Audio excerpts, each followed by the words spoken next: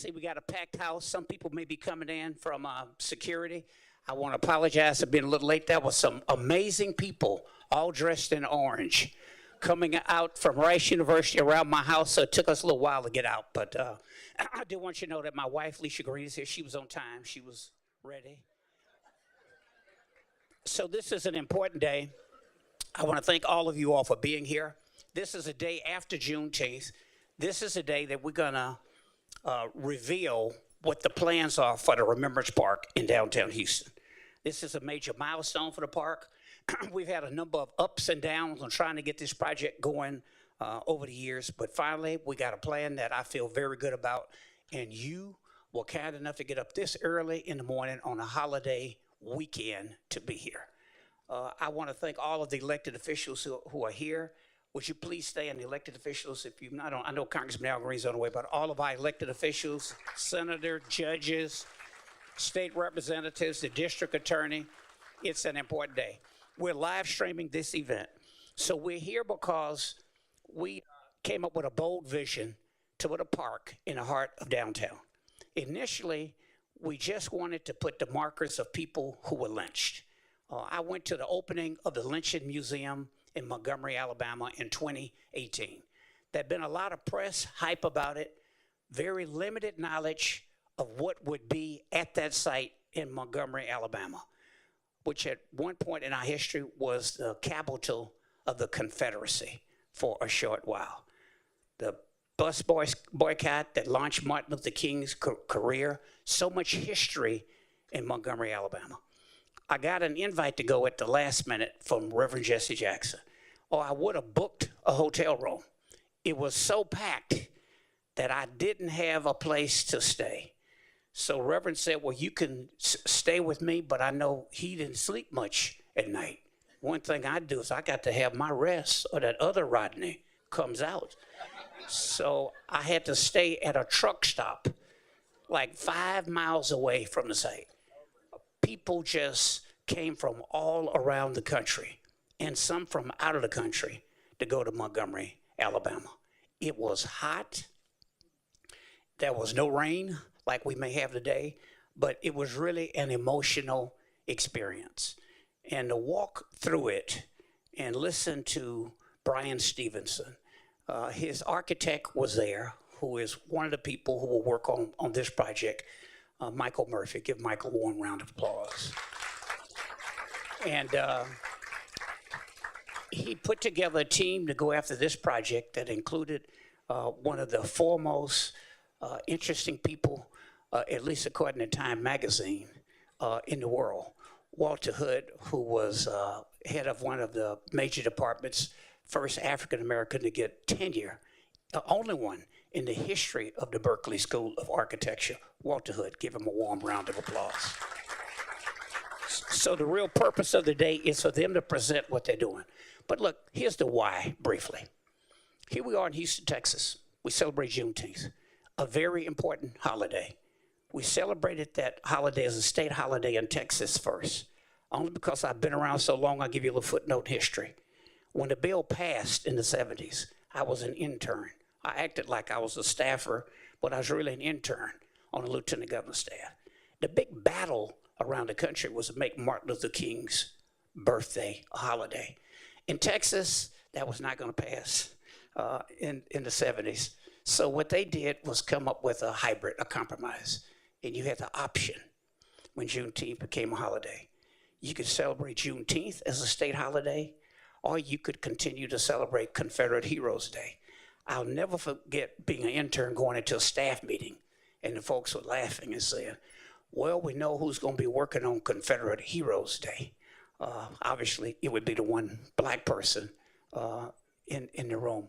But Juneteenth became an optional holiday in Texas through a lot of hard work and perseverance. State Representative Al Edwards led that effort.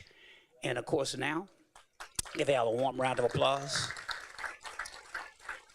And now it is a national holiday through the efforts of our own Congresswoman Sheila Jackson Lee. I always thought about it when it was a state holiday. We were celebrating getting freedom for enslaved people in Texas 2.5 years after the Emancipation Proclamation was signed. Now, you know they knew it, but you know what? But what's going on in this country today, I wonder if they do know we're free. So it's a special day, and we waited in the heat of the summer. I think a lot of these plans were together when the weather was a little cooler. Maybe we had a few things to work. Oh, we could have waited. You know, we got to go through the contracting process. We could have waited, and we could have done this in October, or maybe with climate change if it cools off the last week of September. But I thought it was important to do it this Juneteenth weekend. Yesterday, we had the centennial of Old Houston Negro Hospital. They had a great celebration with thousands of people waiting for the rain, but it didn't rain on them that much at Emancipation Park. But to do it this weekend is important. So why do this in Houston? The 4 people that we will go over in honor by unveiling the lynching markers in their names didn't have a right to trial by jury. District Attorney Shantier. They didn't have a jury of their peers, didn't have a trial at all. They were lynched. Some for simple things like maybe walking on the white side of the street or looking at a white person and not bowing. Really petty crimes. So much of our history in this country was hidden. So much of it now is being rewritten. You really have a very limited idea of what happened in this area around downtown. The big battle when Deborah Blaylock Sloan and a group of people, some of the descendants are here, I'm going to introduce them later, of people who were lynched in our county, publicly lynched. There were more than 4 lynchings, but these are public lynchings where it was a spectacle. It's in the newspaper. People would show up to watch because it wasn't just the act of killing someone, it was a send a signal. You stay in your place. But right here in the heart of downtown Houston was the appropriate place to put these markers because this was the center of activity for our city. Great cities were built along highways. They weren't roads at the time. They were bodies of water. And of course, the Allen brothers fibbed a little and said Buffalo Bayou was navigable. It will be navigable sometime in the middle of next week if this rain does not let up. But on most occasions, it's not navigable. That's why great cities would be like New Orleans, or Galveston, port cities, Charleston, because you had to have a highway. You had to have a body of water to transport goods. Many of those goods, the most important good transported in the history of America, were enslaved people. They were ancestors of African Americans who exist today. So this is an opportunity for us to reveal our real history.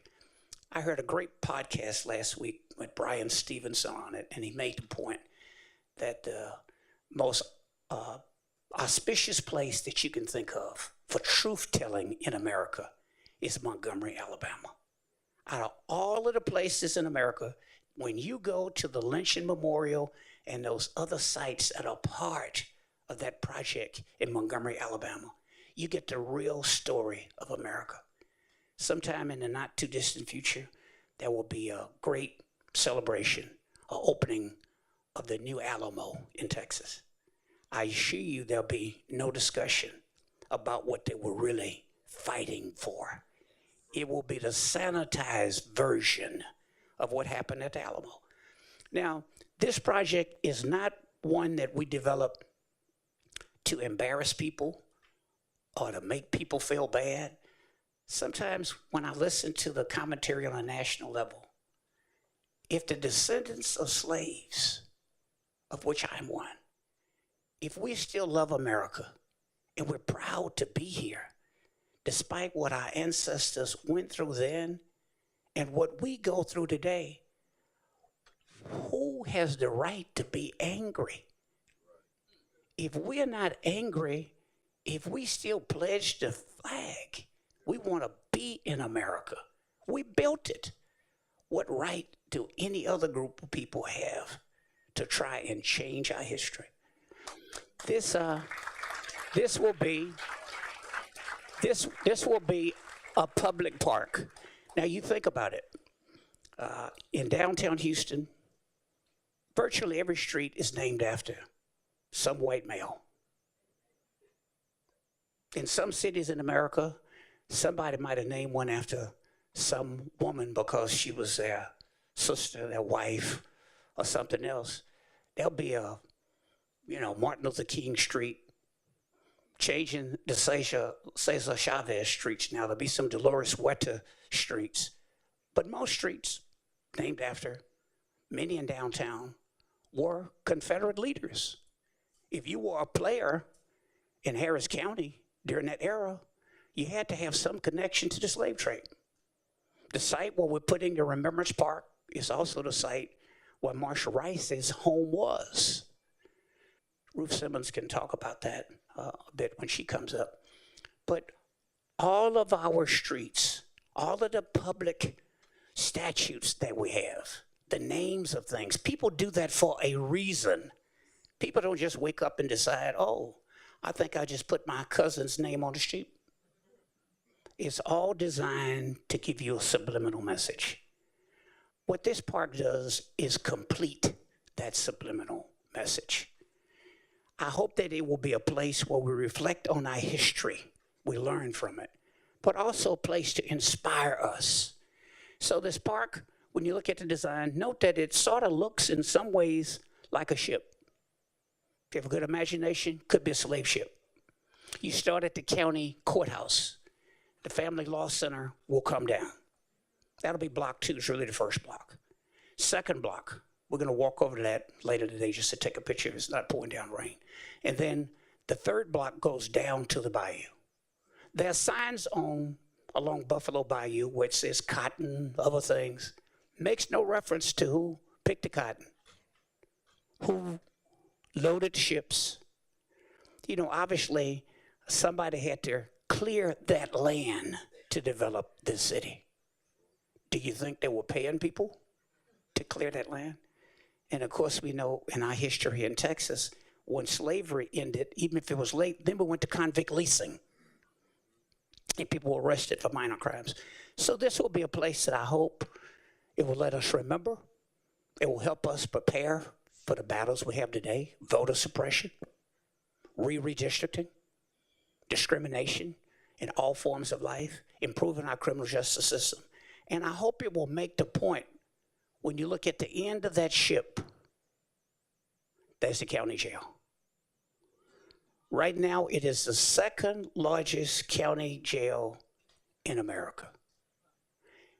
If Los Angeles County stays on track with many of the reforms that they are putting in place, it won't be long before Harris County has the largest county jail in America. Also the largest mental health institution, which is the jail in most counties in America. So we ask you to come today because we hope you will be a part of helping us to make the case. There'll be critics along the way. There'll be no critics when the state spends an unprecedented amount of money to open the Alamo. Your dollars. The impresarios were told 3 things they had to do. People who are in the English first, you got to speak Spanish. Hola. Adios. They were told for people in the Christianity first, you got to be Catholic. Well, so we're not going to church anyway. We're Catholic. We're working on Sunday. The third requirement was you couldn't have slaves. Now, what do you think prompted them to declare independence? Just saying. I hope that this park will inspire you to look deeper in our history. President Obama's Presidential Center opened up yesterday. Barack Obama was not the first black person to become president of a country in the Americas. The first one was a black person who was president of Mexico. The second one, who abolished slavery, which might have played some, at least limited role in him not completing his term. But slavery was abolished in Mexico before it was abolished in the United States, which is partially why the impresarios were angry. But look, it's our history, and we should not run from it. I asked someone here who has been an advisor to me, an inspiration to me, ever since I was smart enough to find out who she was. She grew up in the heart of Fifth Ward, was a classmate of my mentor, Alice and Mickey Leland. She did a remarkable job. By far one of the most respected voices in higher education in the history of America, and walked into a hornet's nest when she became the first African American to be president of an Ivy League university in this country. And she handled it with such charm. Only a sister from Fifth Ward could do that. Would you please welcome and give remarks, Dr. Ruth Simmons.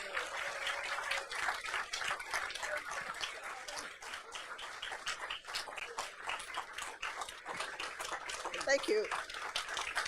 Oh, please, please. Thank you so much. Rodney, I'm curious to know whether or not that was the other Rodney we just heard. Doesn't matter. It was wonderful, and I thank you so much for gathering us here today. Well, good morning, everybody. Whose idea were the T-shirts? Remember. Whose idea was that? The staff and the architects. Walter Hood, that's at Berkeley. Wonderful, wonderful. I think everybody should get a Remember T-shirt and walk around in that T-shirt, because if there's one thing we need to know is how important it is for us to remember. Well, I want to begin certainly by thanking Commissioner Rodney Ellis and his staff for their inspired and tireless efforts on behalf of the community they serve. Now, you know, a lot of people, I'm not calling names, a lot of people get into high office and they forget about the people they serve. I want to thank you for always keeping the community at the forefront of your thoughts and efforts. Thank you so much for that. I have to say, more and more at events like this, I go back to my own childhood and think about the path we've traveled. And one of the things that came to mind, Rodney, was when I was a child in Grapeland, Texas, we had to step off the sidewalk when a white person passed. We were told not to look directly into the eyes of whites and not to speak in a disrespectful way to whites. These are the rules that I grew up with and soon forgot. So,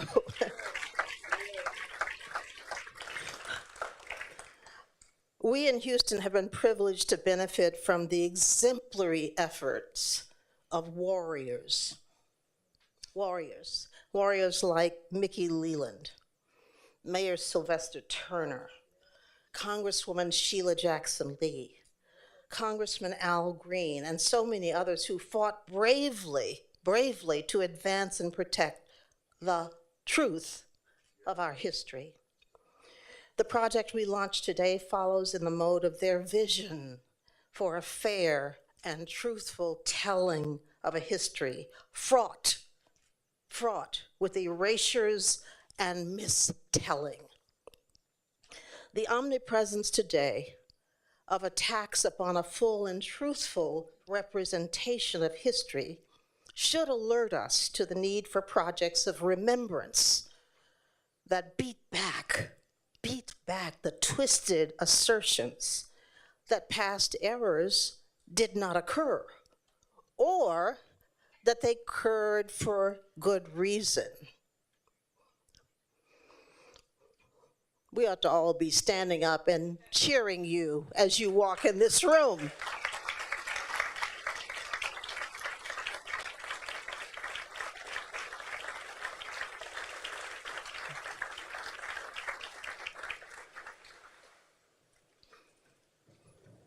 So, yes,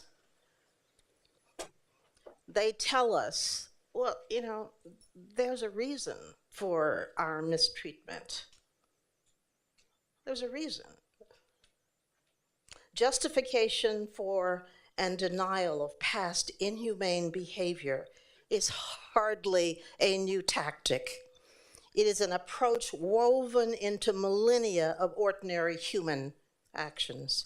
And so too is the historic disclosure of injustice. For try as we will, no method of erasure will be permanent enough to hide forever the misdeeds and misfortunes of the past.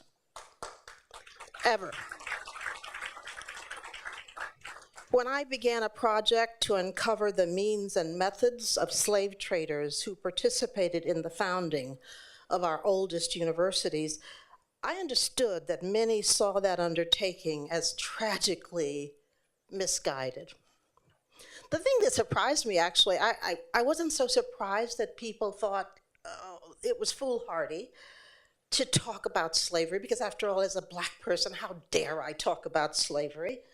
I understood that a lot of people thought that that was misguided.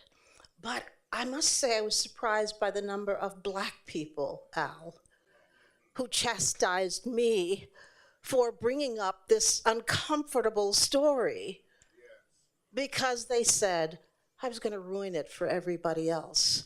Because here I was, the first Black president of an Ivy League university, and I was going to ruin it. And there might never be another one if I dared talk about this forbidden subject. The attacks upon our work were swift and trenchant. In response, I insisted on an exceedingly simple principle. Very, very simple. That if we are prepared to lie about our founding, we could not be trusted to teach the truth or rely on facts in our research. A community that endorses ignoring the history of fabricating that history invites corruption in other areas. In order to have a common project, which we desperately need in this nation, a common project across difference, we must commit to walking in truth. Truth brings light to what darkness would destroy. I'm so pleased that Caleb McDaniel from Rice is here today. Caleb, stand up, because Caleb and his colleagues undertook the very difficult work of telling the story of Rice's troubled history in regard to race. And as one might expect, there were the usual fears of what this might mean for the university. People might be angry, not just uncomfortable, but angry about bringing this history to the surface. There might be effects on enrollment or fundraising or other such things. But I have to tell you, there's something about walking in truth that's undeniable. And that is, you can be angry at it, but you're going to admire it all the same.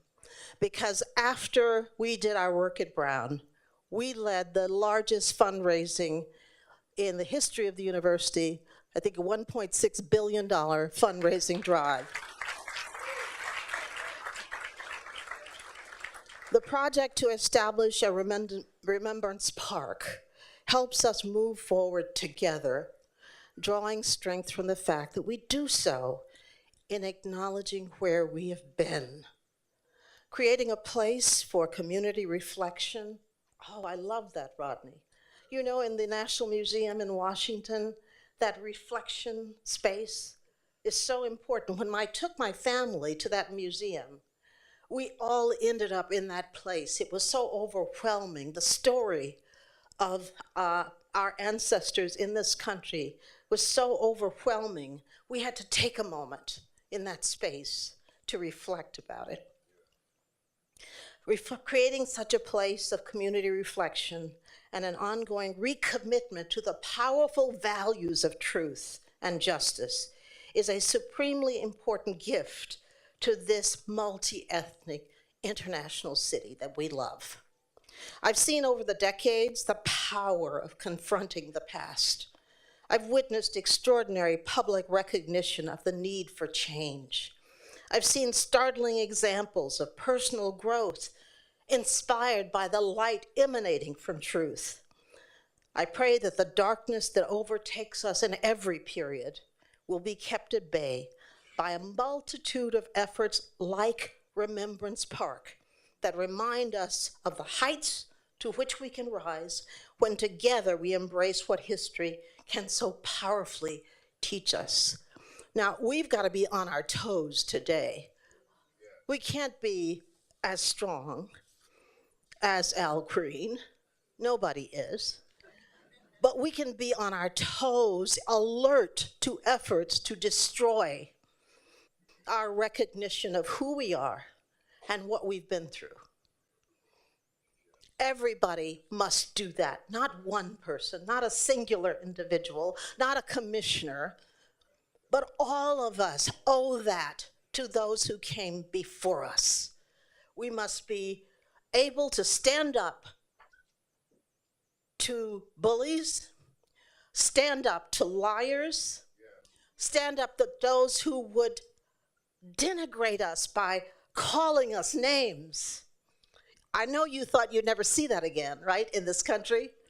But we see today from the highest office that we can hear people saying inhumane and unseemly things about individuals, the individuals we admire, the individuals we trust, the individuals that we believe in.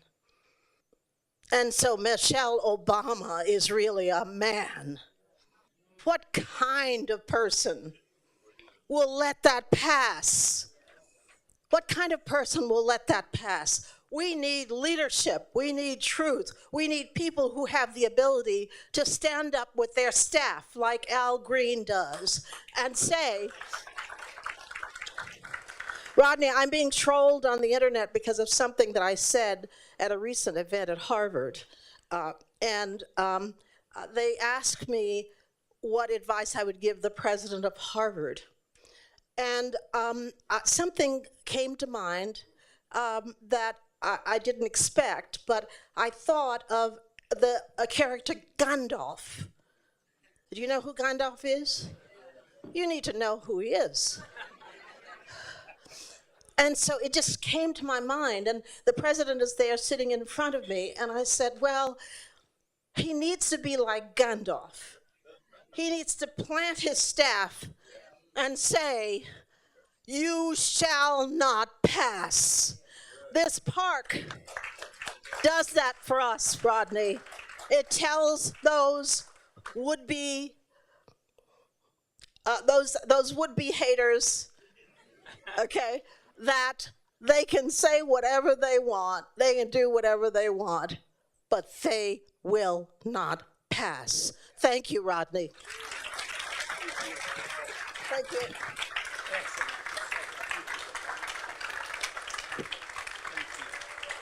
Thank you, President Ruth Simmons. Thank you.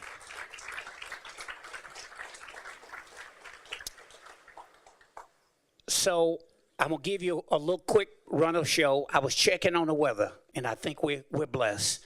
So next, I'm going to bring up the architects who will reveal the design for this park. And then after that, Bishop Dixon will really set the tone. We're going to go right across the street where we will have 3 religious leaders who will lead us in prayer. It'll be a very solemn occasion. And if the rain forgives us, if it permits us, it'll be brief. It's a little warm out there, which is why we started this so early. Somebody asked me at the event last night, why in the hell y'all starting so early in the morning? I said, if you heard of climate change, you're in Houston. We should have started at 7 a.m. But then after that, we're going to walk 1 block. We'll have security to help us across the street. We're going to go over 1 block where there's a large sign that has "Remember" on it. We can't go on the grass because it's soaked. So those of us who can will stand. And then we're going to go inside the glass building, the Family Law Center. Some people don't know what a Family Law Center is. If any of y'all been to divorce court, it's where you went. So we're going to go in that building. It's glass all the way around. Just follow the crowd. Lord, forgive me. Lord, forgive me. Just follow the crowd. And then we're going to have brunch. It will be from the Breakfast Club. It's not on my diet, but you can enjoy it. But they will have oatmeal as well. And then you can go on about your day. So let me tell you, I mentioned Michael Murphy and Walter earlier. They really are two of the foremost architects in this country in terms of placemaking. We're not just going out to spend your tax dollars and the philanthropic money that we hope to raise just to go out there and put statues up, put names up, to have trees. It's really a park with a purpose. It's the best way I can design it. I can phrase it. I'll tell you this. Darren Walker told me when I went up begging him, trying to get a little money from this a couple of years ago, and he said, "Hey, you in Houston, all that philanthropic money in Houston, you're not in Alabama."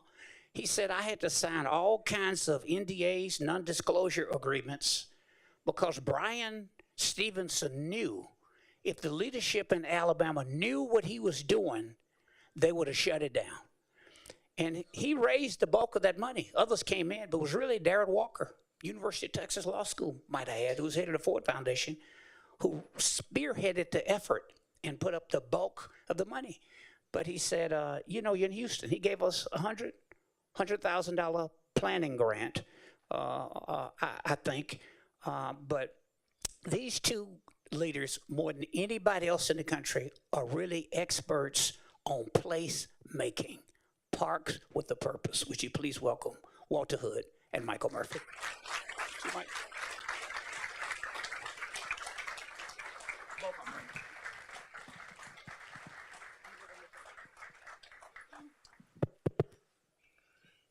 Thank you, Commissioner Ellis, and thank you so much, Ms. Simmons, for that wonderful introduction to what we're about to present. One quick question. We love this, Rodney. Yeah, we love this, Rodney. We love this, Rodney. Keep coming up, showing up here. And we'll have oatmeal, so we appreciate that later. Before we start, I wanted to just say this has been a Herculean task over the last 6 to 7 months, and I just wanted to point out our team. It's not just Michael Hood Design and MMA, but we have a host of consultants, focus group participants, a lot of doctors up there, a lot of historians. And so we've really tried to listen. We've really tried to be inspired, right, by the plethora of history and ideas of how to create this space. Yeah, this comes after years of engagement, community outreach, efforts to connect this idea and this place, and a lot of work with folks in this amazing city to make this a reality. So incredible, grateful to everyone who's made this possible. We're going to go through the presentation. As usual, we'll tag team as we move through the project. I wanted to start out and say, though, this is a park. You know, most of us have experienced parks. It's not a museum. It's not a monument. It's not a memorial. It's a park. But how do we weave together our stories in a public space? And we really do think, as Mr. Ellis, Commissioner Ellis pointed out, the landscape bears our stories, right? Most parks you go to, our stories have been washed away. We only get some lawn and some trees, but our stories are deeper than that. They're in the water, right? They're in the oaks. They're in the moss that's hanging down. How do we take that medium and shape it so that we can experience it anew and give it new meaning every time we move through? And that's, I think, is some of the foundations that you might see in this project. First, I'd like to just introduce our studio. My name is Walter Hood. I'm creative director of Hood Design Studio. We're in Oakland, California. We've been going about 30 years now. Again, as Commissioner said, I'm professor at UC Berkeley in the Department of Landscape Architecture. I'm the only African-American tenured faculty in that department, not the school. But our practice is based on three major sort of priorities. One is this idea of lifeways. I've noticed in our work, when a freeway goes in, when houses get erased, our life changes, and no one cares about it. We really care about how these things that we design change our way of life. In some places in Florida we were working, they put up a freeway, people had to walk 5 miles to church where they used to only walk 3 blocks. So it really can change. The everyday and mundane. Our lives are spent in landscape. How do we take care of that? And lastly, commemoration. Our projects range everything from, again, everyday spaces, Jacksonville, all over the country, Los Angeles, South Carolina. Sorry, Michael, I went right into your thing. Go backwards here. Go backwards. You might want to click. Everything from commemoration spaces. This is the new African American Museum in Charleston, South Carolina. The Shadow Catcher in University of Virginia, a memorial to the tragic terrorist slaughter in San Bernardino, California, and the Freed statue right outside of Washington, D.C., which most people don't know was the first freedmen's village, was at Arlington Cemetery. And the only thing that was dedicated to us was a bridge with the name of Freedmen's Village. And this is a statue that basically says, we were freed. There was no freedom, we were freed. And it actually became a rallying cry for the community. Yeah. Click. I'm Michael Murphy. My studio is called AMA Projects. It's named after my mother. That's what my kids call my mother, AMA. And I'm really honored to be here and be with my friend and colleague Walter Hood in his amazing studio. I've been working for the past 20 years. I'm also a professor at Georgia Tech School of Architecture. And I've been working over the last 20 years to really find the roots of how the built environment, the world around us, the buildings, the architecture, how it shapes us, how it transforms us, to trace what I call the kind of intimate relationship of your experience in the buildings around you and the spaces around you, and the infinite experience, our collective experience in the spaces around us. These ideas of the intimate and the infinite, this kind of oscillation that we experience in great heroic spaces, was what drove the design of the lynching memorial in Alabama, reminding us that we are every day alone and together, and that collective experience is what we seek, that common good. In that, I'm really seeking to find opportunities to advance the idea that spaces can actually transform us, can heal our communities from national trauma, can heal our bodies, and can heal our minds. We know spaces can injure us, they can hurt us, and there's plenty of examples of those here in the city and elsewhere. But if that's true, then it's also true that spaces can change us and heal us. With the negative is also the positive. And so what we try to do here today and show you today is a transformational opportunity for the city. Amidst the street names after Confederate soldiers, we will have a truth-telling device for generations to come. When we were working on the Memorial for Peace and Justice in Montgomery, I was transfixed by Dr. King's quote, the network of mutuality, the garment of destiny, he called it. In a real sense, all life is interrelated, that men are caught in this inescapable network of mutuality, a single garment of destiny, where whatever affects one directly affects all indirectly. I think about that garment of destiny, and we'll see that today, as that kind of continuous fabric that connects us. And it sometimes waves in the wind or it gets sunk underwater, but it's still tied. That has driven me to think about, that comes from a letter from a Birmingham jail, and it comes from his meditation on Martin Buber's ideas, I exist and thou, in thou, I, thou, that oscillation. That when we are in the space of thou, we are in the space of God. We are thinking of each other. We are in godliness. And the spaces around us that connect us to the thou are sacred spaces. They are God-given spaces. They are in the space of beauty.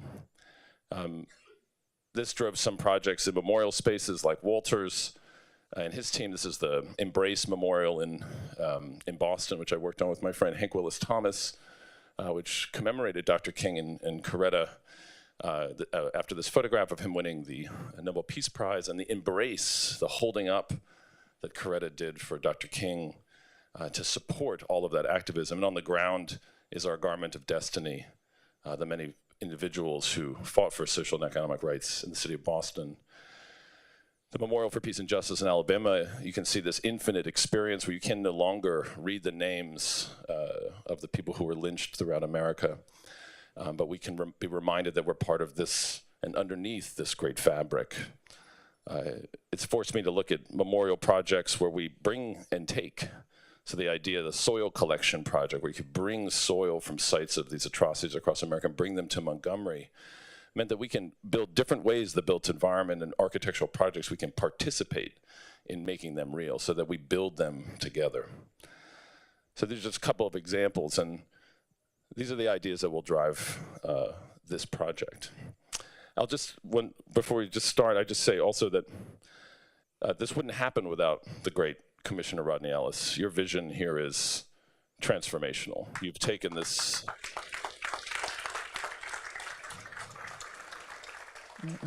We've worked in a lot of cities and a lot of places all over the world. I've never been in a place like Houston where you've made things happen with such speed and efficiency, with such collective agreement, and such incredible vision. So this is a really unique and incredible opportunity, and I just want to honor you. Thank you.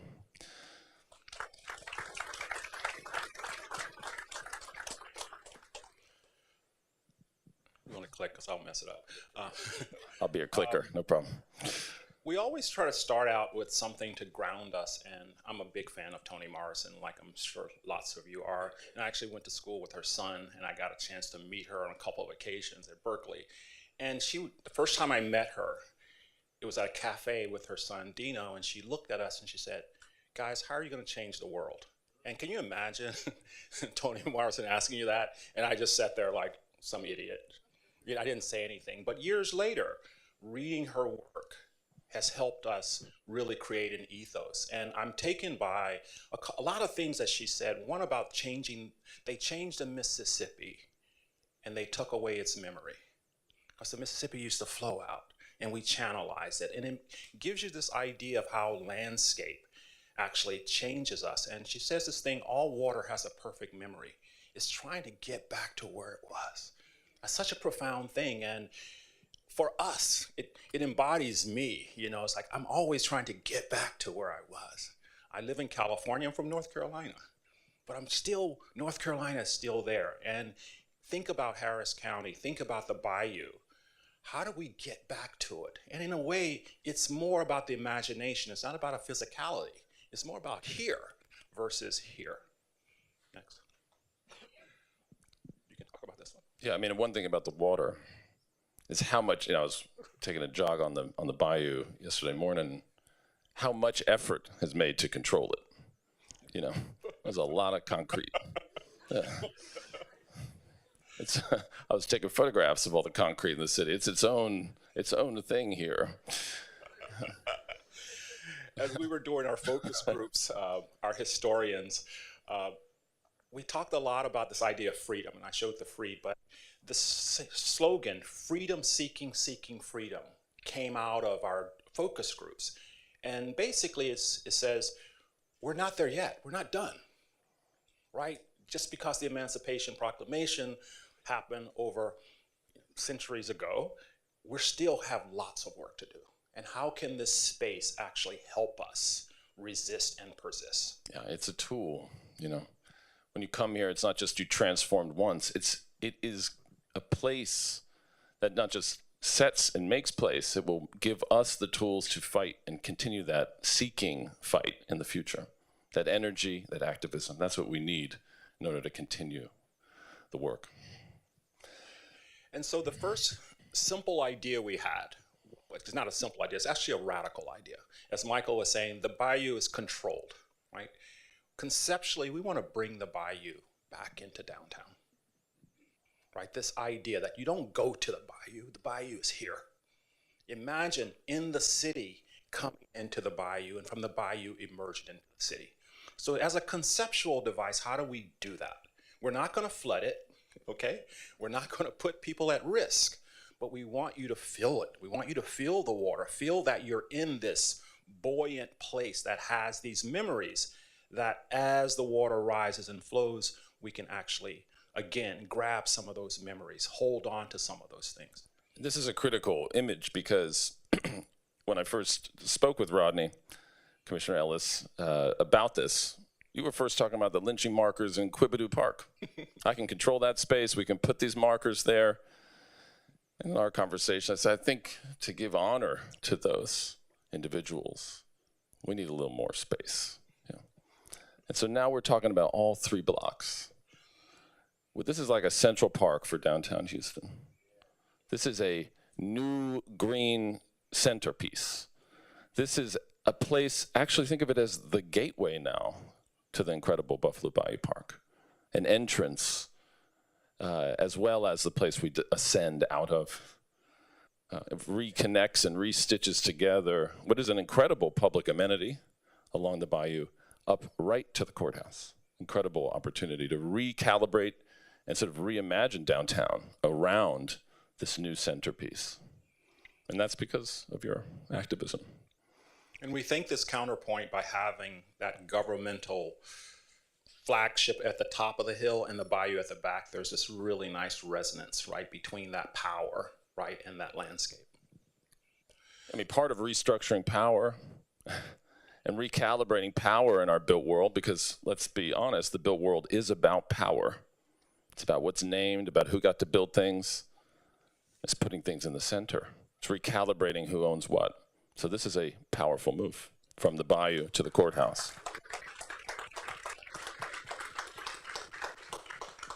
So we're going to go through the presentation from the bayou to the courthouse. I think there are a couple images that I wanted to sort of put out. In 1867, a small group of recently freed slaves erected a brush harbor in Houston. I've always been interested in this idea of the brush harbor and the hush harbor. The hush harbor is actually the wetlands, the swamps where enslaved people went for refuge, right, against the practice of slavery. The brush harbor is the architecture they made, right, which is really powerful if you kind of think about it. The church was created out of the bayou, right, just with this top. And in architecture, we have the primitive hut, which is this kind of origin story of architecture. But you can find that same primitivism in the woods here and creating this piece of shade so someone could stand up and actually have revival. And this is how buildings have always mediated our climate. It's hot here. We need shade in order to pray. So this is a canopy, if you will, a roof in the public domain, made out of the very materials of the ground, fallen off the trees, of the brush. It is a roof, a canopy, an outdoor room made of the place. And it says that the founding of Houston's first black church, the Antioch Baptist Church, owed its origins to that brush harbor, which is pretty profound. Next. The other is symbolism, and we know symbolism has a powerful aspect to how we think about things and connections. And we chose an Adinkra symbol to almost serve as a kind of a garment that creates strength and vitality over all 3 sites. As a kind of conceptual layer of moving through that one might envision overhead, but when you're up tall in a building, you might look down and see something completely different, but it provides that shadow and that shade. Yeah, that garment of destiny, that connective tissue, that binding fabric, that brush canopy, all of those things together. You know, symbolism you want to be not overt and direct. You want it to basically, pull all of those metaphors together into one so that you can have your own interpretation. But here in that canopy opportunity is something to connect all of that history, all that memory, and for us to build new memories in this space. So, and also thinking about water, not only water in its physical form, but also in its biological form. Next. And this overhead piece, how can that overhead piece begin, again, to symbolize, right, that history, but also this place, right? Using renewable material that come from this place, that one is you see overhead. Place of shade, a place of protection and safety, and a place you want to be outside even in the heat. This is an important image for us. Walter can talk about it because look how people are inhabiting in baptism right here on the bayou in this heat. Yeah. This is in 1900, 1914. And what blew my mind about this image is it's not raining. People have umbrellas, right? It's shadow, the shade. But also look how people are dressed, right? It must be really hot out there, but they're dressed to the nines, right? So there was a kind of respect about this kind of intervening, the baptismal, the water, the landscape, the nature, right? And in the back of my brain, I want this to be a place where people feel compelled to come out and be seen. Not just to come out and recreate, but to be seen, to be together and to be seen and look beautiful together. So this is the overhead view. Michael, do you want to describe just the different areas? And I'll point them out. Absolutely. So again, we're taking these 3 blocks in downtown right up to the courthouse. From the top of the courthouse A, we have this witness grove. That's where Quibidu Park is right now. We'll keep those trees. We can see them. We'll rethink what's on the ground. Then we're important, number B, when we walk through each, we'll go through piece by piece. Yeah. Right now at B is the Family Law Center. The idea is that is removed. Yep. And in its place is a new memory pavilion where we are going to capture new installations, new artwork, a new place of reflection. And with that coming down, you introduce this whole new landscape possibility in the city. This is the second block here. That's block 2, which is grass now, and you'll see the Remembrance sign on that at when we walk over there. And you'll see this as a incredible newly designed and multi-spaced environment with hush harbors, Remembrance courtyards, cypress groves, and the canopy covering the entirety of the space, leading to this opening in the end, letter G, which is this miraculous mirror space of a new fountain Walter can talk about, we'll show you images of. And then we'll end with an overlook. Actually, the canopy continues over the road and out over the bayou. Letter H, the overlook, is actually a place we'll climb up onto the canopy, climb up onto that fabric and look back at the city from this new perch. That's like what Rodney said, the kind of prow of the ship. Yep. That's the center that will be that whole form above us and give us new opportunities to sort of enter and exit the Buffalo Bayou Park. I think we have the video. So we're going to start with a short video. You're at the bayou, your bird flying over, right? So you're looking back up. You're going over the overlook, over the fountain, kind of see how the canopy, the memory pavilion ending back up at the courthouse. I know that was really fast, but we'll go slower, don't worry. You want to do it again? Yeah. Now that fountain is a very thin layer of water. It's reflective, and it can descend where it becomes, we'll talk about it in a little bit, a non-fountain, a space of gathering and performance, and then also a fountain. It won't be like Trump's fountain. No algae blooms. No algae blooms. We did think about painting it blue, but we decided against it. So we're basically tying you into the trail along the Buffalo Bayou. There will be a series of terraces that will bring you up, and there will be this overlook. Bayou overlook will give you shade down at the bayou. So you can imagine you can have different types of events along there. We're going to be working and selecting artists along those walks. There will be art, there will be histories told in very different ways as you make your way up from the bayou. You will then cross the road, and that's where you will come to what we call the mirror.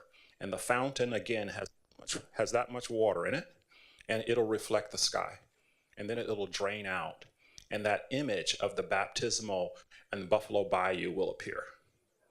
So you'll have this amazing reflection of our past coming forward. Next. Yeah. Go ahead. So this is the view again, a little slower. And You can see the overlook as a space that we can gather. Let me go back and do that again. And you can kind of see the trail coming up from the bayou. You'll only be able to see the fountain from that upper space, the image from that, or from the buildings around it. When you're down on the ground, it's just this beautiful ground plane. So again, what we're trying to do is create this provocation that's not always there, right? It's almost like a subliminal message that constantly is feeding you every time you come to the space. Next. We talked about the terraces, again, reconnecting to the Buffalo Bayou Network, which is one of the great spaces in America. Underneath, it's shaded, as Walter mentioned, with that canopy, that kind of fabric, a place of performance, a place of gathering, a place of shade. And we really love that kind of funkiness of that roof. It's not this corporate thing, but it's this thing that feels like it came out of the bayou, right? It has this vernacular feeling to it. Out of the brackish water. And then up above in the overlook, we take away the edges. There's no railing. You're just in this amazing space above the city, above the bayou with the sky. The look over is incredible. You know, the largest county jail we can see. We can also point down the river. Sorry, down the bayou, excuse me. And but see all of the city under a new light on this new threshold. And you can imagine the kinds of stories we can tell when you're in this overlook. And one thing to just say, there will be an art commemorative layer to this. This is just the framework that we've created. So we'll be working with artists ourselves to embellish some of these stories and figure out which ones go where and how much do we tell. Because as you can see, the magic that can happen in the space at night. We assume after everyone goes on a bike ride with Rodney, we'll end up at the at the top, and he'll tell. After we pass, yeah, we'll tell the story, and then we'll, maybe raise some more money to get some more artists in there. This is a great place. This will be a great new spot for downtown Houston as it evolves. And then as you look again back to the fountain, you can kind of see the umbrella start to appear. And again, this is only this much water. So you can actually walk across the fountain in your shoes. There's a fountain in Bordeaux, France that we based this on. We're also doing a fountain like this in Lincoln Center in New York right now. And it's a really interesting kind of fountain because you cut the water off and now it's a stage. It can mist. It could do different things. It could have water jumping up and down. It's not a play pool, right? It's a very respected place, and it takes up the entire block. So it will have this very strong civic presence to it. Just to also note the kind of edge condition, building up the edge in landscape and seating so that that road condition that we have now where it just feels wide open will be protected and kind of contained. So this will be a place you want to go in, and you're not going to see necessarily the streets around you and the cars around you as clearly, just to clarify that. And as you know, water can change the microclimate, at certain times. And as we move from there, the second block is really surrounded by landscape, these dense landscape areas. Again, we're inspired by the hush harbors. How can we make the planting so juicy and syrupy that you want to go into it and has shade? Not just one tree, but a place that has shadow that you can actually go into. There are no roads, there's no buildings around, and you will actually then experience art and other kinds of things. And so again, as a bird flying over, you see the fountain, the canopy, the shadow, the seating areas. And then block 2 with the hush harbors along the edge, trying to create the most dense edge so that you don't see the road, right? Just to note also that the street between, changing the brick, changing the pattern so that it feels like a continuous ground plane. It feels like you've stepped onto a separate zone as part of the park and not part of the street. There's more of that fountain. I'll move a little quickly here. Yeah, go ahead. And then again, how we make the fountain is pretty much using pixelated dots. And so at certain times, you'll read droplets of water, and then you'll read an image, right? Yeah, and then it'll be etched. So really, again, only visible from high above, etched into the paving. You see there? And we're really trying to sort of create a space that's constantly changing and constantly evoking, right? And so again, through the integration of other commemorative elements, hopefully this becomes a space that you can return to over and over and over again and see and experience different things. It's about remembering the events and the experiences you had there. It's about the remembrance of water, right? Go through. Okay. And in the middle, we wanted to sort of create an old nod to the cypress groves, again, that created this landscape. And so in the center of the space is this kind of older space that you can go into and learn about the plants and the different things that people actually did in the hush harbors in the bayou. So this gives us a space in the middle that actually moves you around. And it's a very strange looking space too, right? Again, this does not look like every other park. And you'll actually have epiphytes growing from overhead. Epiphytes are plants that don't need dirt, that you guys probably know, like the moss, that'll be draping and hanging over as well. I mean, the cypress is an amazing tree, of course, of the bayou, of the water. So many different environments of it. And this is one of the things that we're also inspired by, because Commissioner Ellis keeps saying, the rain's coming, the rain's coming. We know rain happens. But if you're outside in the rain, we want this landscape to speak to you, right? And so when it rains, go out to Remembrance Park, right? Because you might see something you didn't see when it wasn't raining. Right? And as you make your way up, we have Remember etched in the landscape, which is building on an existing artist who has words placed in the landscape throughout the bayou. And so this is building. Our letters are bigger, so we know this is the gateway before you come in. And this is looking back down with a canopy, right? And this is that moment where it's like, where am I, right? This place is a little different. Right? Downtown Houston. People will come. You know, this has to be a destination for the nation and the world. Something you haven't seen before. So that's what's so exciting about this. You want to experience it with your whole body. Being there, you have to go to experience it. So moving into block 1, this is the most recontextualization because the Family Law Center is there at the moment.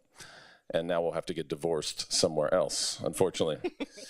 But I want to mention one key thing, which is you see on the bottom, the Rice House plinth. This was the location of Rice's original house, including outbuildings where enslaved individuals lived.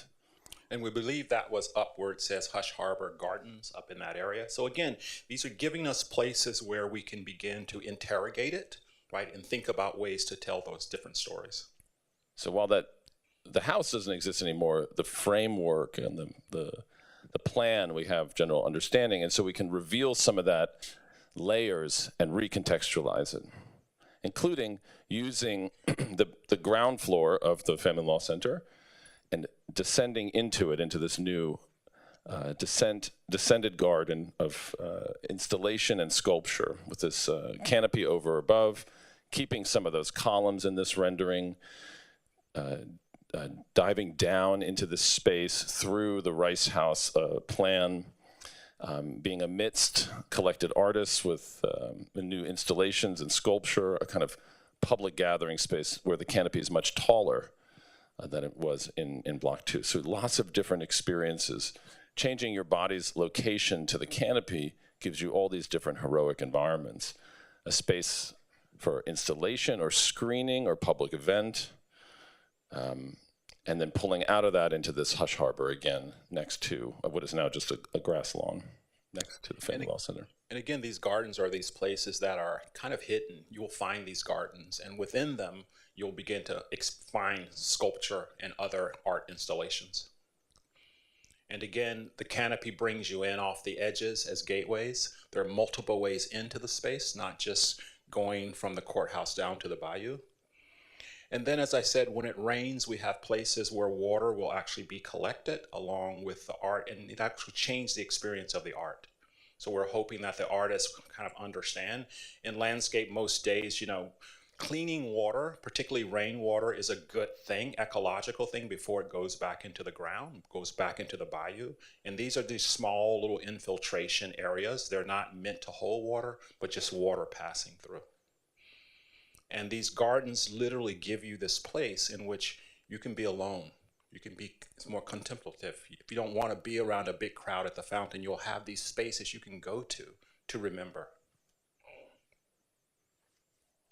Two different environments of the water in and outside of it, dry and wet. You can see there, it changes, it's evolving, you want to see this under multiple conditions.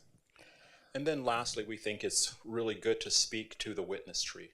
The national park system in this country has, on a lot of historic sites, you can't remove trees. Like on the mall in Washington, D.C., there are all these trees you can't remove because they've seen 15 presidents. They're called witness trees. But we have witness trees in our lives every day. There are oak trees as old as all of us. And so we want to basically let these trees speak to us because they've been here and they're on the block with where Mr. Rice lived. And so maybe they can tell us different stories. And so around these trees, we will actually have, again, these installations that begin to speak for the tree. And there are, again, places where you can go and sit and be contemplative.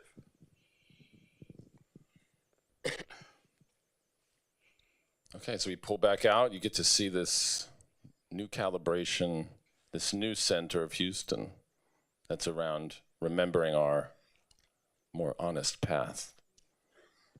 It gives us an anchoring center in the city. It gives us a whole new experience of downtown. It'll drive development. It'll drive interest and movement. It'll change how we experience the city because it'll be a whole new home for the city itself. So thank you very much. Thank you very much.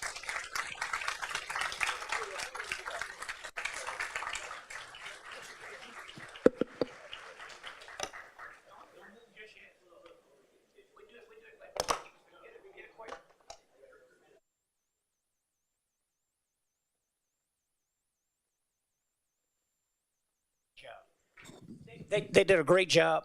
Now, look, when I checked my phone, it said 11 o'clock, the rain comes. I love that song. I can't stand the rain, change it. I can't stand the lightning. So we can take a little rain. Bishop Dixon, I know you're going to come up, but just in case when we get out there, it does start raining on us, I want to make sure that I recognize Deborah Blacklock Sloan. Would you stand, Deborah? Deborah, and the people who worked with her to help us secure these markers. If you're here, would you stand as well? Please stand. Now, I want to say it outside, but just in case that lightning starts, we can take the rain. We're going to go over and we're going to honor 4 people who were lynched in Harris County. We'll unveil the markers. They are actually on the El Franco Lee Public Service Plaza. It's a temporary placement because we've had the markers for a while, and Deborah, folks, every time I'd go back out to that warehouse and look, I said, when are we going to get these markers out, waiting on all this? So we decided we would unveil them at a temporary location, may change, but John Walton was lynched, Burl Smith was lynched, John White was lynched, and Robert Powell were lynched in Harris County. We do have, in addition to those 4 people we're going to honor, I want to recognize Robert Powell's cousin, Miss Norma Bradley, and her son, John Bradley. Are you here? Please stand. And just as one person on the governing board of this county, I want to apologize on behalf of all of us, 5 million in Harris County today, for the pain that your family has had to endure. And thank you for being here. So, Bishop, come on up. What we're going to do is, Dr. Simmons, we're going to go, we change it a bit because we will do our prayers out there. People out there, I can't see, is it raining yet? Okay, we can still, you think we can do it? Okay, good. Okay, Bishop, you want to just, you know we're going to go. Rodney, I did talk to the rainmaker. That's the benefit. That's the benefit of having a pastor like me, and so we're good. Before Before I say a word about setting the moment, can we just celebrate Commissioner Rodney Ellis, a man of vision, a man of voice, and a man of valor? Come on, let's.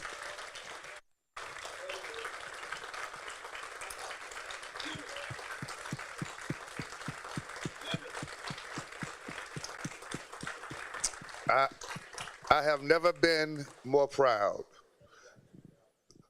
to stand with an elected official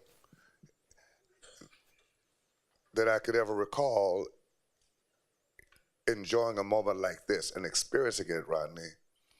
I was speaking to Allison Leland earlier saying to her, what Mickey Leland started when you became his intern, you are making so good of that legacy.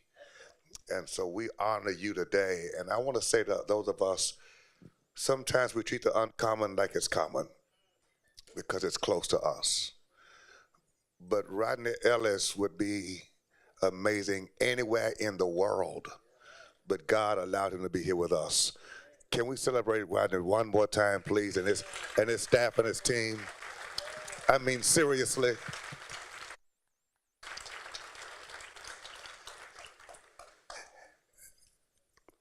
Dr. Ruth Simmons, you delivered a message today that we will not ever forget.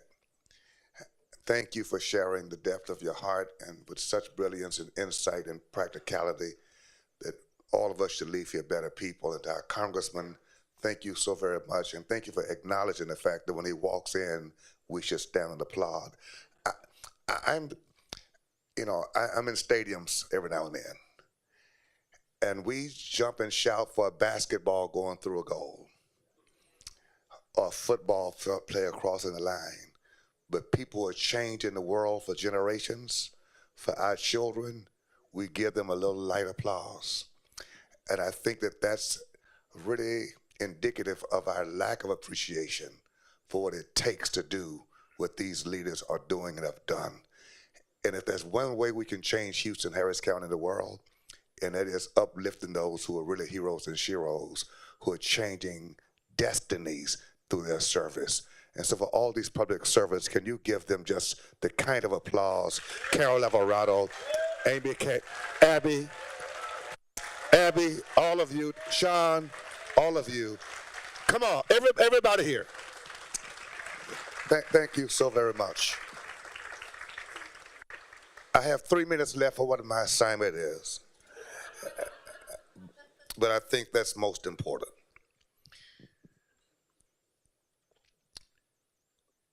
Today, we come to grieve. We've come to groan. We've come to grow.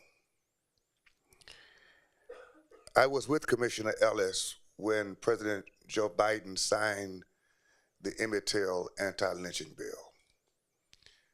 We were there because of the late Congresswoman Sheila Jackson Lee opening the door. To think that over 100 attempts had been made, but had been fought so vigorously that it took 100 years to get an anti-lynching bill passed in these United States of America. Standing there was a privilege, but it also was painful, because you can't think about lynching without being pained. Historian Tony Judt said, "A well-organized society is one in which we know the truth about ourselves collectively, not one in which we tell pleasant lies about ourselves." Ida B. Wells said, "Our country's national crime is lynching. It is not the creature of an hour, the sudden outburst of uncontrolled fury, or the unspeakable brutality of an insane mob. It represents the cool calculatory, Bibles in hand, Sunday dress, Can you see it? Hymn books in hand, singing and celebrating. In the words of James Cone, strange fruit, the lynching tree. In conclusion, I say today that lynching required what I call demonically inspired intellect. Satan has to give you that idea. And today, if we're not careful, we remember that we say history repeats itself. And I wondered, how does history repeat itself? Except that some people see themselves in the faces of those who did evil. And then some of us then must see our faces in the faces of those who did good. Today, Rodney Ellis, I see your face in the faces of the great liberators who stood up to injustice, stood up to evil, using creativity and brilliance, bringing people together. I see your face, Dr. Ruth Simmons, in the faces of Fannie Lou Hamer and Ida B. Wells, Congressman Green. I see your face in the faces of people like Thurgood Marshall and others who came this way to say, no, this cannot pass. We shall overcome. And so as we honor these lives today, yes, we grieve. We groan. Groaning is a sound of frustration, agitation, and resistance. Groaning says, I disagree. But then we also grow. We grow the collective of compassion, and we grow our courage. I hope that when we leave here today, whatever the forces are that seeks to take us back to this unspeakable, indescribable past, we have the collective compassion and the courage to say, not again, not again.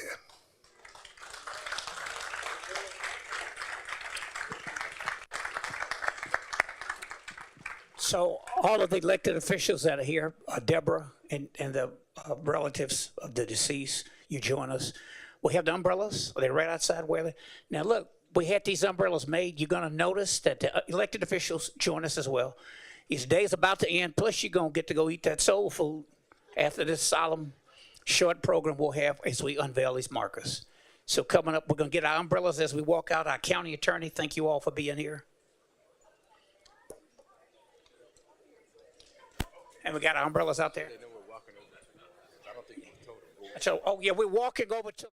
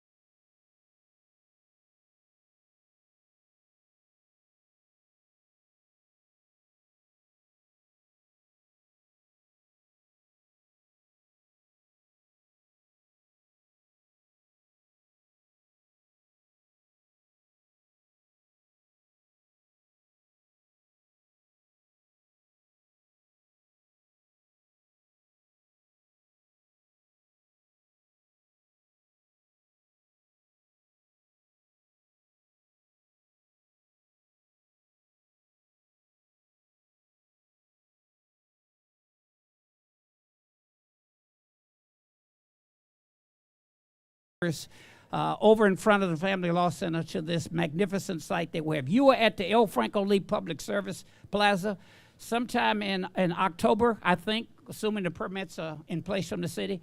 We're going to add 2 walls over to the left and the right of the statue of the first African American to serve as a county commissioner in Harris County. And on those 2 walls will be a replica of a John Biggers on 2 of those walls. And on the other 2 walls, there will be replicas of Diego Rivera's work. And for those of you who admires of John Biggers, he was inspired to take the job as the head of the art department at the Texas State University for Negroes because he knew that Houston was close to Mexico City. Now, not as close as he thought it would be, but it gave him an opportunity to expand his horizon and actually go to Mexico and look at more of the works of Diego Rivera. So we're very pleased that the controllers of Mr. Diego Rivera's estate have given us permission. I think it's for 5 years, but I'm hoping at the end of the 5 years they won't say, take the murals down. But look, we're going to get started. I think it's appropriate to start with Bishop Dixon, who will open us with a prayer.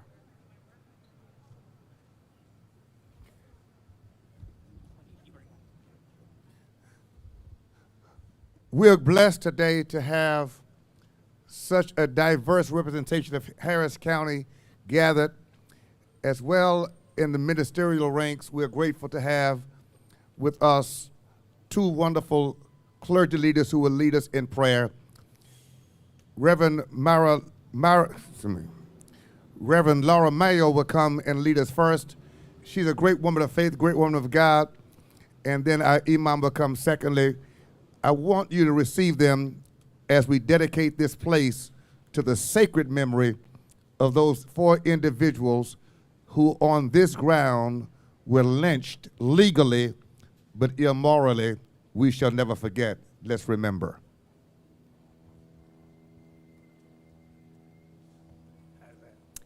Thank you. I'm truly humbled to be with you. I'm Laura Mayo. I'm the Senior Minister of Covenant Church. I hope that you'll pray with me if you'd like to. Holy One, come and be among us this day. We know that you are here and we know that you hear. You have always heard the cries of the oppressed and you continue to hear the cries. Remembrance.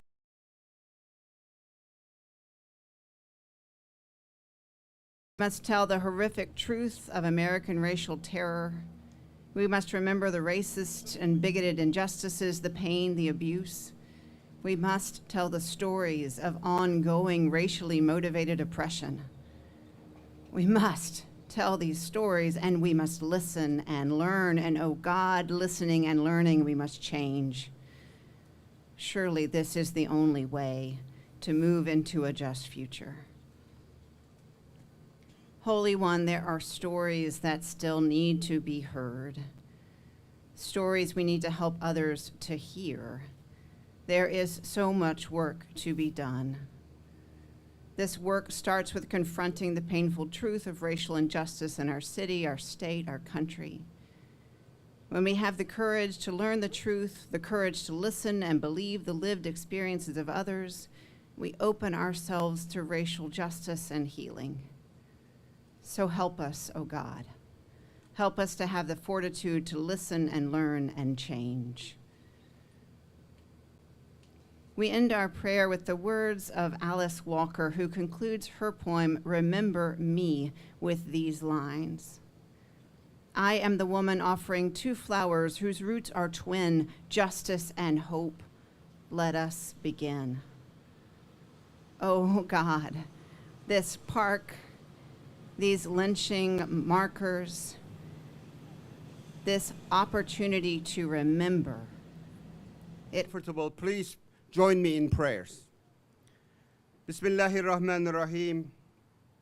In the name of most merciful, most compassionate God, we call you by many names and we seek your presence in many through different paths, but we are all your creation.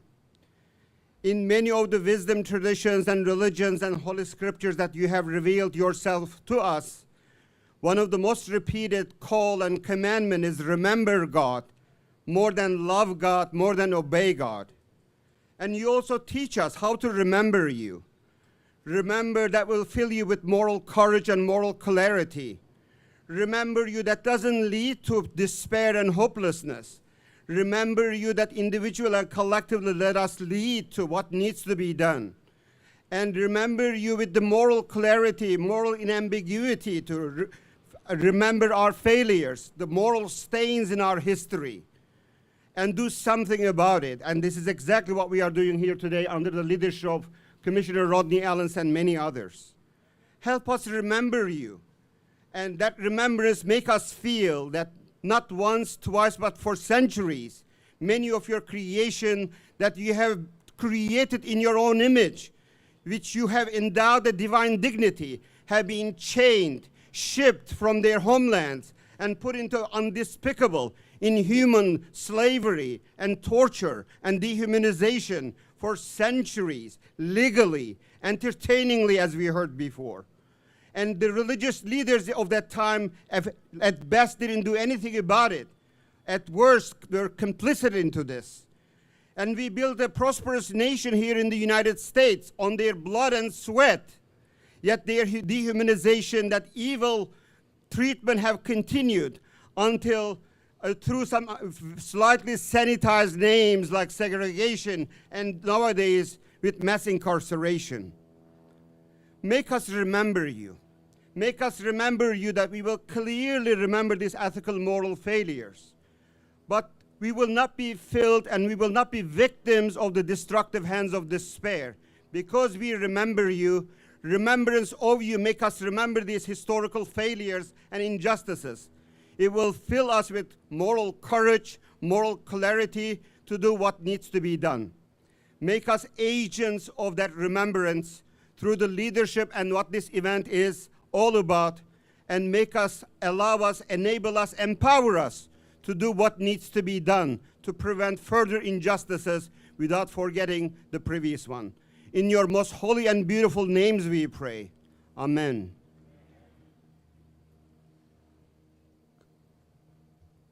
As we remember today those who were lynched and this ground being dedicated to this vision of this great visionary leader, Commissioner, my grandfather baptized people in the Buffalo Bayou.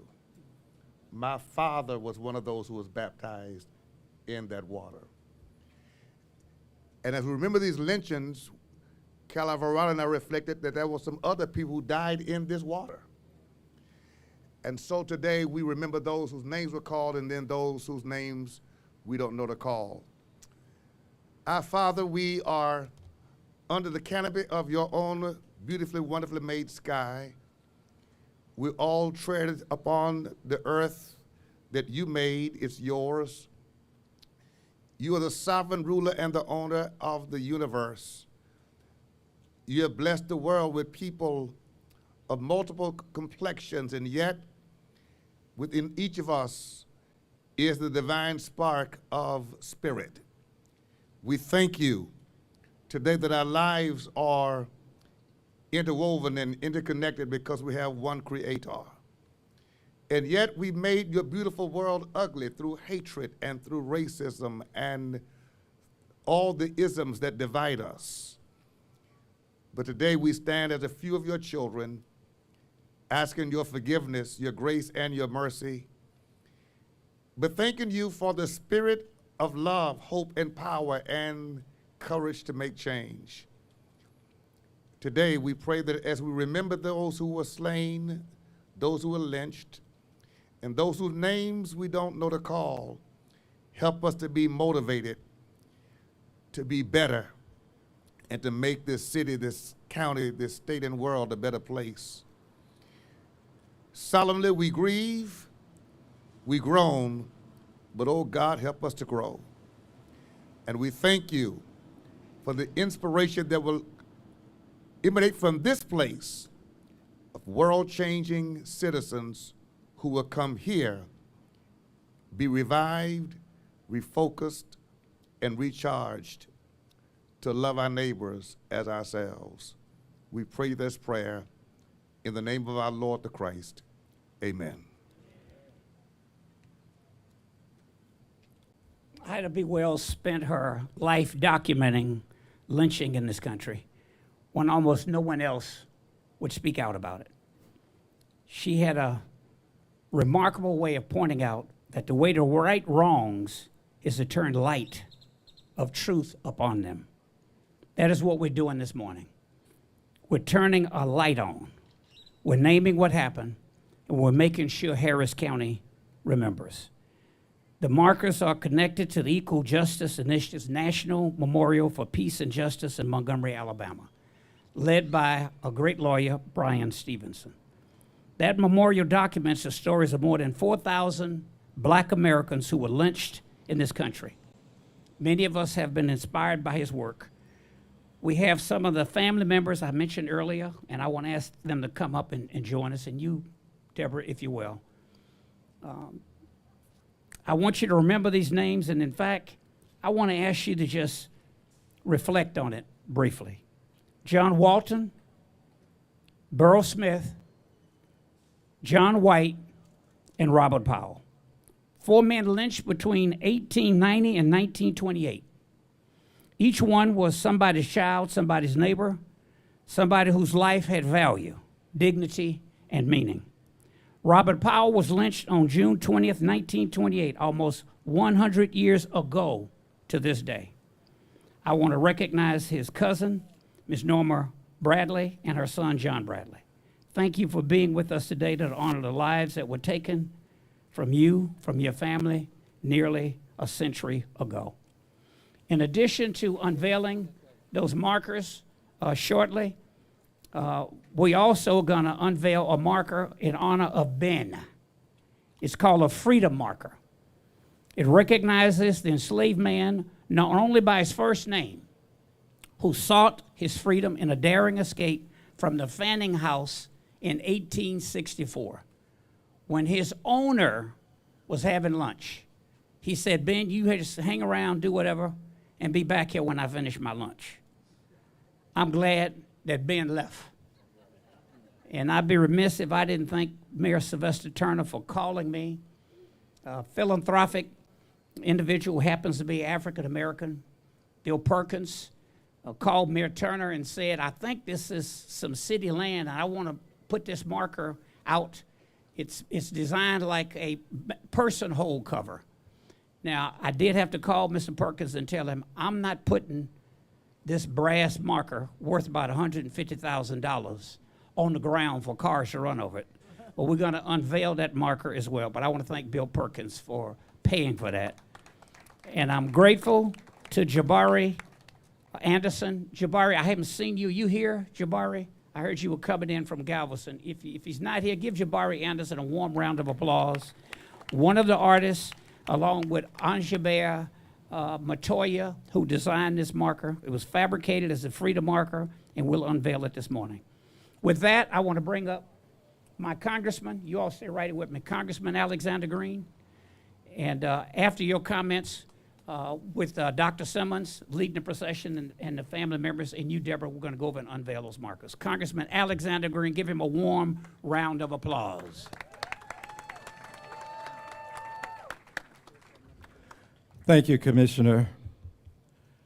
And if I may take just a moment to express my gratitude to a wonderful, beautiful, comely, courtly, stately, vivacious woman of courage. I know her as Dr. Ruth the Truth. Dr. Ruth the Truth.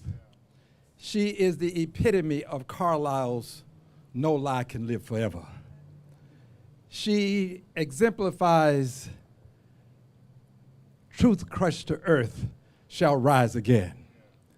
She has her hands on the arc of the moral universe and is not afraid to bend it toward justice. Would you kindly join me in giving a wonderful expression of love and appreciation to Dr. Ruth the Truth? Sometimes you stand when you have people who are so meaningful in your life that they impact your life in ways that you can't imagine. Give her a big expression of love and appreciation, please.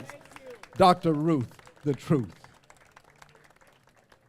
There were people, Commissioner Ellis, whom I affectionately call Rodney, who wanted to know who's going to replace William Lawson Alexander. He was known as the city's pastor. Who's going to replace him? I stand here today to nominate Bishop James Dixon. Can I get a second? Can I get a second? All in favor say aye. Bishop, you have a heavy cross to bear, but you have broad shoulders. God created you for a time such as this and a place such as Houston, Texas. One more expression of love, please, for the bishop.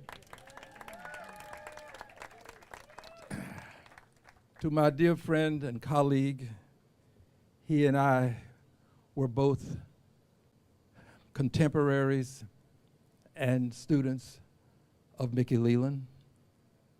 I marvel at the things that he can do. I can't believe, pardon me for saying it the way I'm going to say it, but I'm Al Green, unbought, unbossed, unelected, liberated Democrat. But I just don't know how you were able to convince these white folk that you could paint their buildings. I don't mean any disrespect. No disrespect intended. But this brother has changed the face of downtown Houston. Show him some love for what he's been able to do. I don't know another person who could have done it. And if you can't give him a standing ovation for that, don't ever give anybody else a standing ovation in life. It's unbelievable. Just look out and you can see. But Dr. Ruth, now he has gone farther than that. Somebody would have said, well, that's enough. That's enough. You changed the face. But now he's changing the foundation of downtown Houston. The foundation of downtown Houston will have a new look. It will have more meaning. It will become something that people across the globe will come to Houston and say, Texas, and say, I've got to go see that park that they have in downtown Houston. You changed the face, you changed the foundation, and you're changing the future.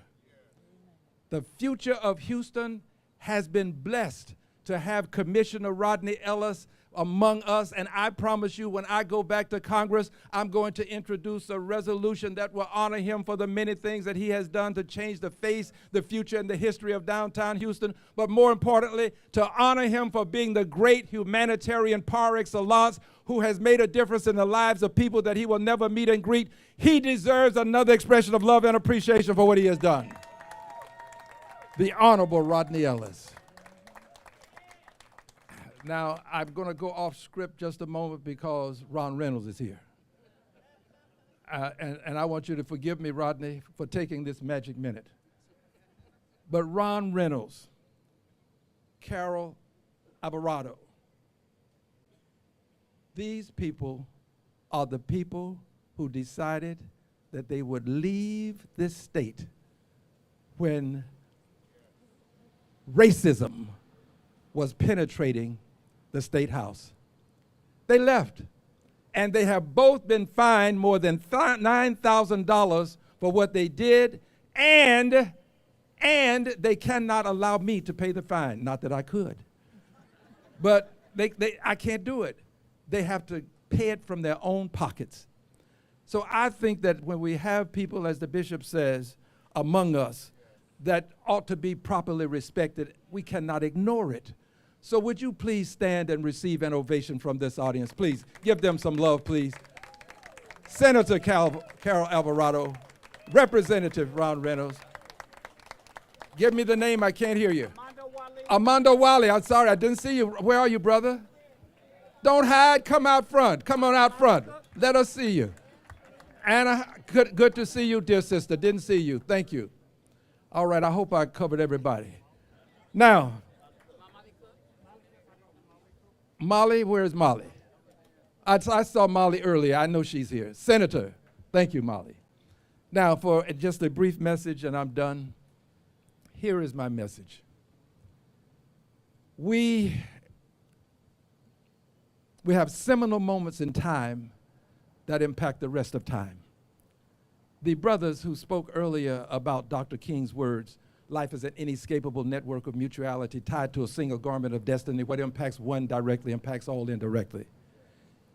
That seminal moment in time, August 20th of 1619, has impacted the rest of time in this country because it was at that moment that the White Lion docked at a place called Point Comfort, now what we call Norfolk, Virginia, with the first 20 enslaved persons who would be introduced into the colonies that would become the United States of America. That was a seminal moment in time that has impacted the rest of time. Now, there was slavery, the enslavement of people before that, but I'm not going to go through the history of slavery. I just want you to know this. One of the methodologies that was utilized to maintain the recipe of the lynching tree was murder under the guise of lynching, extrajudicial punishment. It was murder. I appreciate the word lynching, but it was murder. It was a father who had a rope tied around his neck and a son who had to stand there and watch his father as he was trembling and the life was just seeping away from his body. It was a son or a daughter even. Don't think that only men were lynched. Or a daughter lynched in the presence of her parents. If your heart does not bleed for them, there is something wrong with your heart. This is what lynching was about. And I'm so proud that Senator, County Commissioner now, former city councilman, former state representative, no, you didn't do that, you were just senator, I'm sorry. Yeah, intern for Rodney Ellis. I'm so proud that he has the courage to do what he's doing. You don't do this without courage. You don't. There are other people who knew that this could be done and should be done, but the difference between them and Rodney Ellis is courage. Just as Dr. King had the courage to stand up to injustice, just as John Lewis walked across the Edmund Pettus Bridge on Bloody Sunday, just as Rosa Parks stood up to injustice by taking a seat in a racist southern town, Rodney Ellis is taking a stand against injustice by bringing to us, with our tax dollars, by bringing to us this park that is going to make a difference in the way people perceive what happened to African Americans, which started on August the 20th of 1619 and still impacts us to this day. Yes, we shall overcome, but we're not going to do it until we fight and fight back against any form of racism that exists. I stand with you, Rodney. I stand with the people who fight against racism. Let us all realize that there is but one race, and that is the human race. And we are all here to protect that race. Let us stand together and receive this wonderful place that Rodney has presented to us. God bless you, dear brother. God bless the United States of America. We shall overcome, but it won't be because we just sing the song. We've got to do more. We've got to do what Dr. Simmons does, and that is put our hands on the arc of the moral universe and bend it toward justice. God bless you, brothers and sisters. I thank you.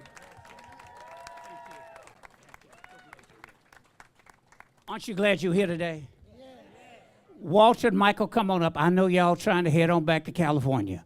Walter, hell, you from North Carolina. Get the hell on up here and get ready for this son. I'd be remiss if I didn't thank my colleagues on Commissioner's Court.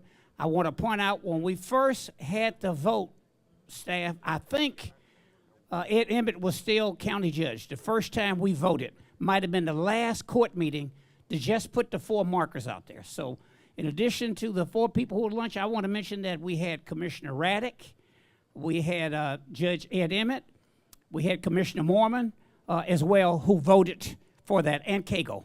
And then when the new court came in, and we got a little ambitious with Michael and Walter with all this pushing more and more, I want to thank Judge Lena Hidalgo for her support on this. I want to thank Commissioner Ramsey for his support. It's been unanimous. I want to thank Commissioner Briones, and in particular, I want to thank Commissioner Adrian Garcia. My precinct actually ends at Commerce Street. So we were going back and forth on trying to figure out how we honored Joe Campos Torres. That is the other person that Carol was making reference to. The reason I chose to go get a law degree instead of a PhD was because of that Joe Campos Torres killing when I was working on a master's degree.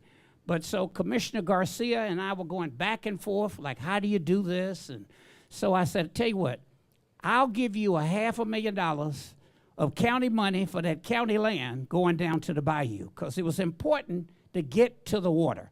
And I said, and we'll designate that to go to something that tells the true story of Latinos and their contributions to this county as well. So I want to thank those as well.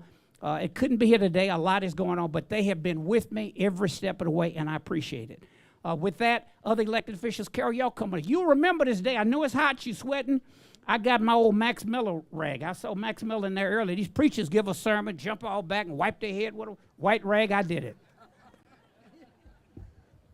As we prepare to close, I just think, brothers and sisters, with the designation that Congressman Green has humbled me about, listen, can we, Rodney, I think we don't thank two people who are not able to be here. Elijah and Oliver Teresa Ellis, who raised Rodney Ellis. Your father, who was a yard man, your mother. They were not prominent people, Rodney, but they put in you the values, the vision, and the courage that the congressman spoke of. And brothers and sisters, you don't become a Rodney Ellis by accident. It takes grounding and guiding. Members of the Ellis family are here. Can y'all stand so we can recognize the Ellis family? I see his sister, his brother, his wife is here, Alicia. And my wife, Alicia, who keeps me grounded. Alicia keeps him grounded right now. She knows the other side of Rodney. We pray for her strength. She's an amazing woman. But I just want to say that parents matter. And we thank God for the parents who gave us a Commissioner Rodney Ellis. And I know they're in that great cloud of witnesses, Rodney, saying that's our son, making our legacy proud. Can we thank God for his family, his history and heritage, even right now? All right, we're going to walk over. We're going to stand behind the marker. Staff, tell me where to go. And then we're going to pull them off. Let's go.